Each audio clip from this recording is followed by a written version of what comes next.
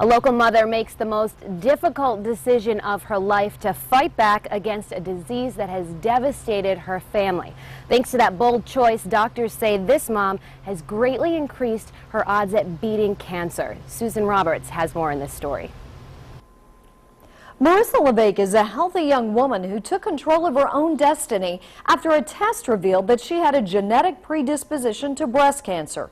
She didn't want to live her life in fear, and she certainly didn't want her daughter to go through what she did growing up.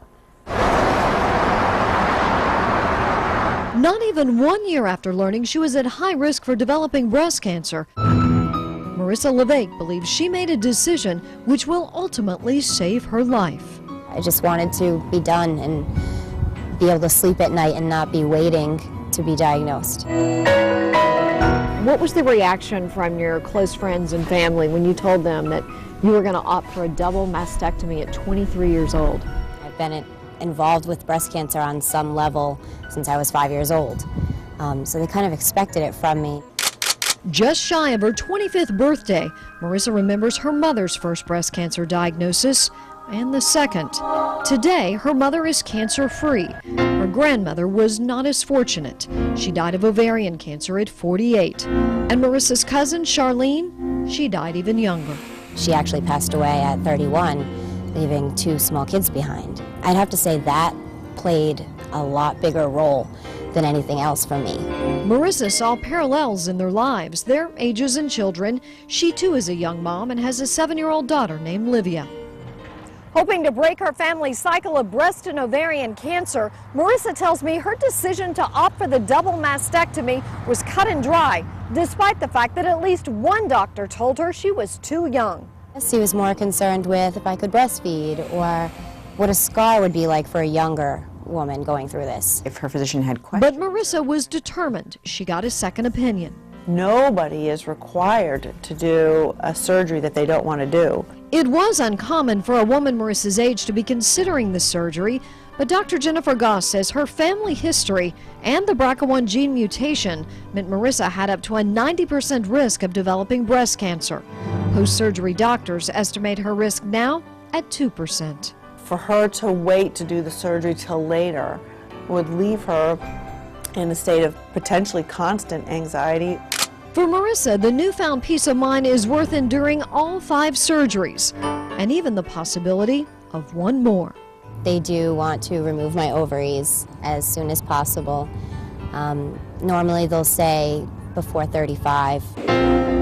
Between now and then, she hopes to have a larger family and share her story to other women who may be facing a similar dilemma. Marissa tells me she's determined to turn all of her obstacles into something positive. That's why she started a foundation called Pinksurance that provides funding for women who may be at risk for breast cancer but can't afford the expensive testing. For The Roadshow, I'm Susan Roberts, Eyewitness News. And Marissa Levesque joins us this morning, who is the founder of Pinksurance, to talk more about the foundation. She's also joined by Stephen Ferranti, who is the owner of ACI Customs. Good morning to you both. So, Stephen, we'll get to you in just a minute. I wanted to talk to you first. You're inspired with your story here to start Pinksurance. Tell us a little bit about the foundation and how it started. Okay, I've always been very open with sharing my story about having the BRCA1 mutation and having preventative surgery to decrease my risk.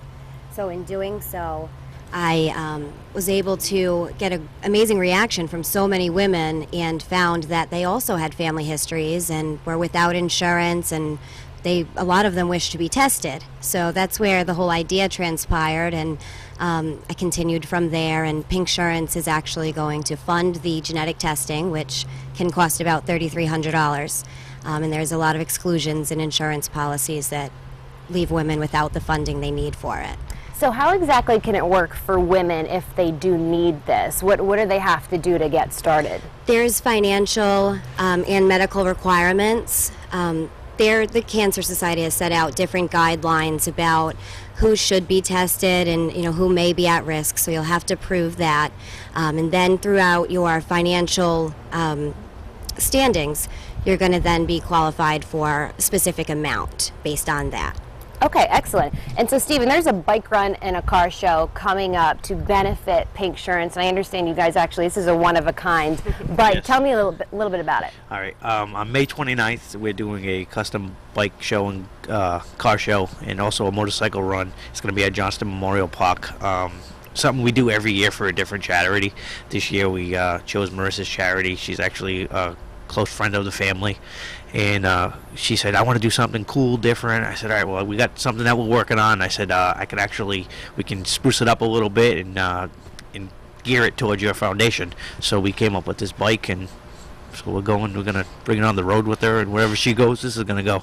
Excellent. All right, and really quickly, how is the bike run going to benefit for you guys? Well, every bit of the proceeds is going directly to the cause, and it's our first official event, and actually May 29th is my 25th birthday, which, as you saw on the story last night, that was my deadline because of my cousin's diagnosis. So we're really putting it out there, raising awareness, getting the community involved, and hopefully that'll lead to even more success and more events in the future. It sounds like it'll be a great day for you guys. Good luck to you. And of course, you at home, if you're interested in heading to the bike run or for more information on Pink Insurance, you can find info on both on our website at foxprovidence.com.